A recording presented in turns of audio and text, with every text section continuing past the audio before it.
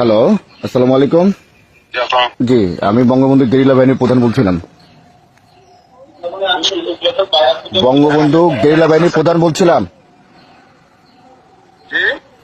Bangabandhu guerrilla বাহিনীর প্রধান বলছিলাম আমি। আচ্ছা, জি বলেন। জি, ভিডিও ফুটেজে দেখা যাচ্ছে আপনি একটা ছেলেকে গুলি করেছেন, আমাদের এক সহযোদ্ধা ভাইকে। আচ্ছা, আপনার এটাকে আপনাকে সরকার নির্দেশনা দিয়েছিল গুলি করার জন্য, ওকে ব্যক্তিগতভাবে? আপনি কথাগুলো বলে শেষ করেন, তারপর আমি বলবো, আমার কথাটা সুন্দরভাবে শুনবেন। দ্বিতীয়ত হচ্ছে আপনি যেভাবে ওকে থাপড়াইতে থাপড়াইতে আপনার ফোর্স সহ যেভাবে নিচ্ছিলেন, একটা কথা মনে রাখবেন, এটা গোপালগঞ্জ। আপনাদের শত শত সহযোদ্ধাদেরকে মারছে, আপনারা কেউ প্রতিবাদ করেন নাই। আপনাদেরকে যেভাবে গণহত্যা করেছে এই জামাত শিবিরের রাজাকারের বাচ্চাগুলা, আপনারা কোনো 10 জন পুলিশ একসাথে প্রতিবাদ করেন নাই যে কেন আমাদের সহযোদ্ধাদেরকে মারা হয়েছে। অর্থাৎ বঙ্গবন্ধু গেরিলা বাহিনী ৭১-এর চেতনায় নতুন করে গঠন করা হয়েছে মাননীয় প্রধানমন্ত্রীর নির্দেশনা অনুযায়ী। আমরা শুধুমাত্র নেত্রীর নির্দেশনার জন্য অপেক্ষা করছিলাম। এখন আমাদের দেওয়ালে পিঠ থেকে গেছে। আপনারা যারা প্রশাসনে যারা আছেন, আমি মনে করি হিজলা হিসেবে এরা আছেন। কেন আছেন? এত অন্যায়, এত অবিচার, মবের শিকার কোনোদিন বাংলাদেশের ইতিহাসে হয় নাই, ৭১ ছাড়া। ঠিক ৭১-এর পুনরাবৃত্তি এখন হচ্ছে। অর্থাৎ আমাদের এই গেরিলা বাহিনীর যে আপনারা যাদেরকে ধরেছেন এই পর্যন্ত, এবং থানার ভিতর নিয়ে আপনারা যেভাবে পায়ের তারাই পিটাইতেছেন, গণহারে মামলা দিচ্ছেন, এটা তীব্র প্রতিবাদ ও নিন্দা জানাচ্ছি। এবং সবারই তো ফ্যামিলি আছে, ইনশাল্লাহ এটার প্রতিফলন খুব দ্রুত সময় দেখতে পারবেন। শেষ হয়েছে আপনি বলা? জি বলুন আপনি। হ্যাঁ, বিষয় হলো আপনারা যে ছবিটা দেখে যে আমাকে বিভিন্ন লোক, প্রায় ৩-৪ হাজার লোক আমাকে ফোন দিয়েছে। আগে আপনি যদি বঙ্গবন্ধু গেরিলা বাহিনীর প্রধান হয়ে থাকেন, তাহলে আলহামদুলিল্লাহ আপনি একটা লিডারশিপে আছেন, অনেক বড় মাপের একজন। আমি আপনাকে অনুরোধ করবো যে ছবিটা দেখে আপনারা সিলেটেছেন, ওই ছবিটার 2টা ছবি একটু পাশাপাশি নিয়ে তারপর এটা মিলাবেন। যে আমার ছবিটা ওখানে যেভাবে পেশ করা হয়েছে, আর যে অফিসারটা ওখানে দেখলেন যে ট্রেনে নিয়ে যাচ্ছে, তার কাঁধে দেখবেন যে 2টা স্টার আছে, 2টা স্টার। আর আমি এজ এ ওসি হিসেবে আমার কাঁধে দেখবেন একটা টিপস বা বল্টু বলি আমরা, একটা বল্টু আছে। এটা হচ্ছে আমি কোকালীপাড়া থানার ওসি। ওই দিন আমার থানাতেও কম বেশি ঝামেলা হয়েছে। সেই ঝামেলা মিটাতে যে বা সেই ঝামেলাকে সামাল দিতে যে আমি অনেকটাই হিমশিমে ছিলাম। যে কারণে আর যে ঘটনার কথা বলতেছেন, এই ঘটনাটা হচ্ছে গোপালগঞ্জ সদর থানায়, আর আমি হচ্ছে কোটালীপাড়া থানা। আমার থানার এখান থেকে ওই থানার ওই জায়গার দূরত্ব হচ্ছে 26 কিলোমিটার। আমি আমার থানাকে কন্ট্রোল করতে পারি না, আর আমি ওই থানায় কেমনে যাবো? তারপরে আর একটা বিষয় হচ্ছে যে থানার একজন ওসি, যারা ওসি হিসেবে থাকে, তারা কখনই অন্য কোনো থানায় ভাড়াটে হিসেবে ডিউটিতে যান না।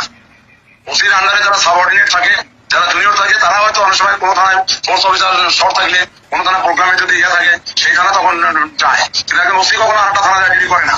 এটা তো আপনাদের ভালোভাবে জানা উচিত। আপনি যে পরিচয়টা দিলেন তাতে আপনি একটা বড় মাপের লোক। আপনি এইসব বিষয়গুলো জেনে বুঝে শুনে তারপরে যদি আপনি বঙ্গবন্ধু গেরিলা বাহিনীর প্রধান হয়ে থাকেন, হ্যাঁ, তাহলে আপনি এই কোটালীপাড়া তো সব আওয়ামী লীগের লোক। আপনাদের যারা নেতৃবৃন্দ আছে তাদের কাছে ফোন দিয়ে শুনেন, জানেন না জেনে শুনে একটা লোককে হয়তো আপনারা যেভাবে কথা বলেন, এটা তো অভদ্র পরিচয়, এটা একটা বংশের পরিচয়। দেখেন, আমার ওখানে যারা সংগঠনের আছে তারাই কিন্তু আপনার নাম্বারটা দিয়েছে, তারাই কিন্তু আপনাদের দেখেন, আমি টুঙ্গিপাড়ার সন্তান। ওসি সাহেব শুনেন, জি দেখেন, আমি টুঙ্গি আমি কথা বলি, শোনেন একটু।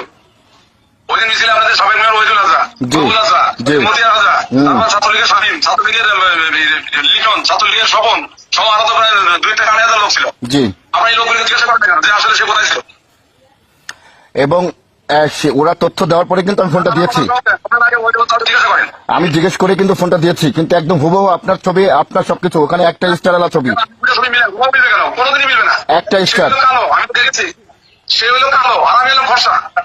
যে আপনাকে আমি সেই ভিডিওটা পাঠাচ্ছি, আমি সেই ভিডিওটা আপনাকে পাঠাবো অবশ্যই। হ্যাঁ, আপনি মিলাই দেখবেন, দয়া করে শুনেন, আপনি দয়া করে মিলাই দেখবেন। হ্যাঁ, আমি আপনার কাছে পাঠাবো, আপনাকে সংকেতে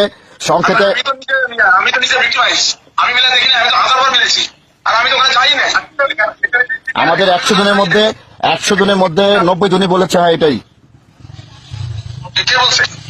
এবং আমি আপনাকে ওসি সাহেব, দেখেন আপনি একজন জনপ্রতিনিধি, বাংলাদেশের একজন কর্মকর্তা, আপনাকে আমি একটা কথা বলবো, দেখেন এটা গোপালগঞ্জ, এখানে কোন ধরনের বাড়াবাড়ি করে আজ পর্যন্ত কেউ টিকতে পারে না, ইনশাল্লাহ পারবে না, কারণ এটা বঙ্গবন্ধুর জন্ম এলাকা।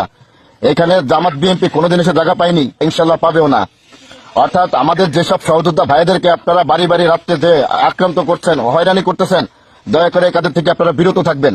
আমরা কিন্তু দল আয়োজক না হোক কাল কিন্তু ক্ষমতা আমরা অবশ্যই আসবো, তখন কিন্তু আমরা ইন্দুরের গর্তের থেকে কিন্তু খুঁজে বের করে নিয়ে আসবো ইনশাল্লাহ।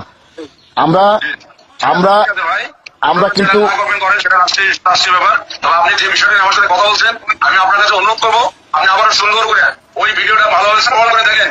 ওই অফিসারের কাছে দুটো স্টার আছে, আর আমি একজন ওসি হিসেবে আমার কাছে থাকে, আমার কাছে থাকে একটা পিপস।